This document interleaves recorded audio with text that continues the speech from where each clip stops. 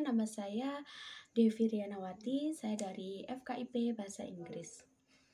Di sini saya akan menjawab tentang soal-soal yang diberikan dari mata kuliah Pendidikan Pancasila.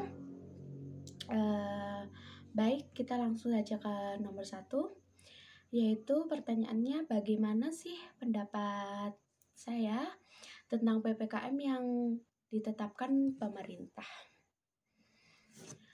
PPKM atau disebut pemberlakuan pembatasan kegiatan masyarakat.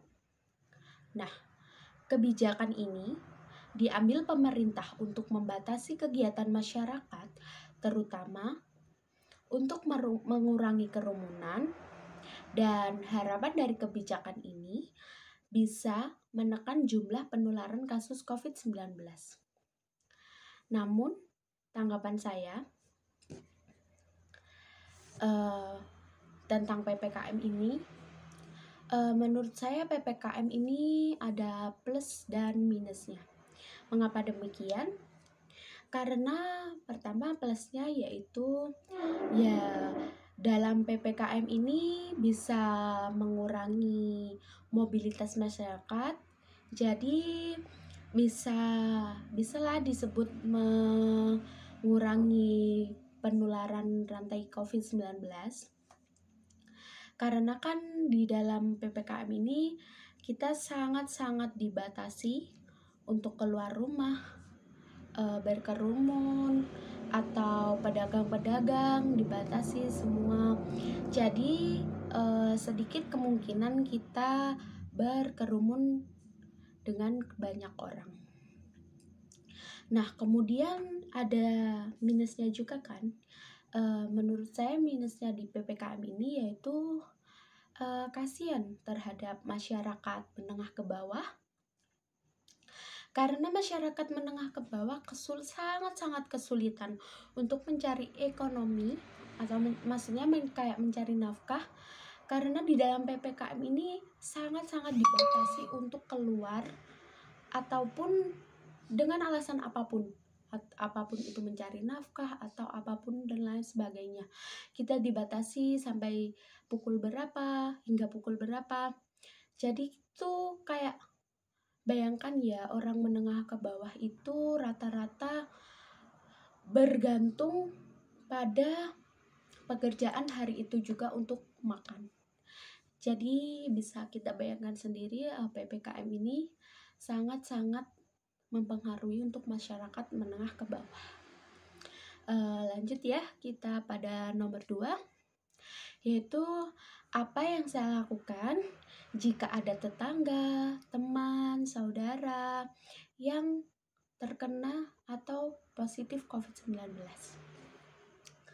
Nah, di sini pendapat saya, saat ada tetangga yang positif COVID-19 atau teman ataupun saudara yang terkena COVID, hal pertama yang saya lakukan yakni saya akan memberikan sembako. Jika saya punya atau kita punya, kita bisa memberi dia sembako karena dia kan tidak bisa keluar-keluar. Terkait dengan komunikasi dan hubungan kita dengan tetangga, teman, saudara, ataupun siapapun yang terkena COVID tersebut, kita dapat melakukannya dengan menyapa dari jarak jauh. Misalnya dia di rumah isolasi, kita bisa di depan rumah dengan menyapa dia, kayak tanya-tanya tentang dia. Jadi kita masih dapat berinteraksi dengan dia sesuai jarak yang ditentukan, sesuai jarak yang sudah ada, kayak 1-3 meter dari jarak si positif COVID tersebut. Kemudian kita bisa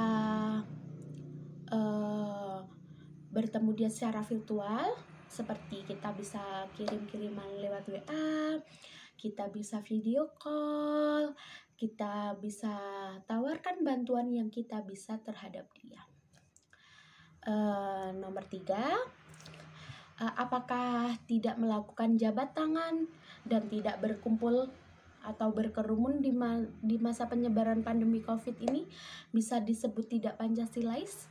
Menurut saya sih masih Pancasilais, karena kita jika tidak berkumpul, tidak berkerumun, tidak berjabat tangan, kita sudah melakukan proses dari adanya protokol kesehatan. Kita sudah termasuk melakukan protokol kesehatan dari 3 rangkaian tersebut. Kalau kita tidak mematuhi protokol kesehatan tersebut, otomatis kita juga melanggar aturan dari pemerintah. Sedangkan kalau kita melanggar aturan dari pemerintah, kita bisa saja disebut tidak Pancasilais karena kita melanggar aturan yang sudah ada.